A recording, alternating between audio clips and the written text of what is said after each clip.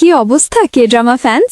Drama দুনিয়ার সব নতুন গল্প, হাইপ আর হিডেন ডিটেল নিয়ে আমি হাজির। চলুন আজকের গল্পটা শুরু করা যাক। নেটফ্লিক্স নিয়ে আসছে এমন এক ম্যাজিক্যাল এবং ইমোশনাল গল্প যা আপনাকে ভালোবাসার এক নতুন সংজ্ঞার সামনে দাঁড় করিয়ে দেবে। কিম সান হো এবং গো ইউনজং, এই দুই পাওয়ার হাউস অ্যাক্টর যখন স্ক্রিনে একসাথে আসেন তখন ম্যাজিক যে হবেই তার এই টিজারটি দেখলেই বোঝা যায়। কিন্তু এই গল্পের গভীরে কি অন্য কোনো রহস্য লুকিয়ে আছে? চলুন বিশ্লেষণ করা যাক। টিজারের শুরুতে আমরা দেখি এক গ্ল্যামারাস জগৎকে, যেখানে গো ইউনজং একজন টপ গ্লোবাল সুপারস্টার। তার চারপাশে ক্যামেরা, লাইট আর হাজার হাজার ভক্তের ভিড়। অন্যদিকে আমরা দেখি কিম সান হোকে, যিনি একজন মাল্টিভিঙ্গুয়াল ইন্টারপ্রেটার বা দোভাষী। টিজারটি খুব চমৎকারভাবে আমাদের কিছু লোকেশন দেখায়, কখনো ইটালির প্রাচীন রাস্তা, কখনো বা বিদেশের মনোরম দৃশ্য। এই পরিবর্তনশীল ব্যাকগ্রাউন্ড সম্ভবত এটা বোঝাতে চাচ্ছে যে তাদের এই প্রেমের সফর কোনো নির্দিষ্ট সীমানায় আটকে থাকবে না।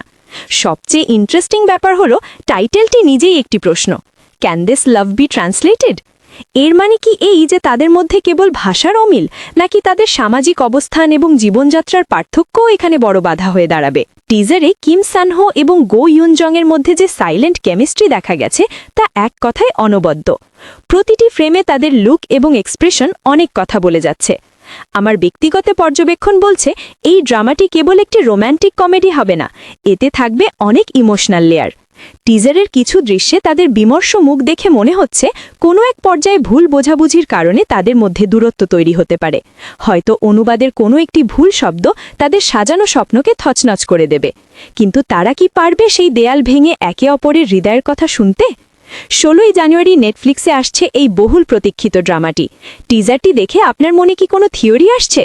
তারা কি শেষ পর্যন্ত এক হতে পারবে, নাকি ভাষা আর খ্যাতির লড়াইয়ে হেলে যাবে ভালোবাসা? কমেন্টে আপনার মতামত অবশ্যই জানাবেন। পরবর্তী ভিডিওতে আমি এই ড্রামার আরও কিছু হিডেন ডিটেলস নিয়ে কথা বলবো। ততক্ষণ পর্যন্ত সাথেই থাকুন। সাবস্ক্রাইব করতে ভুলবেন না।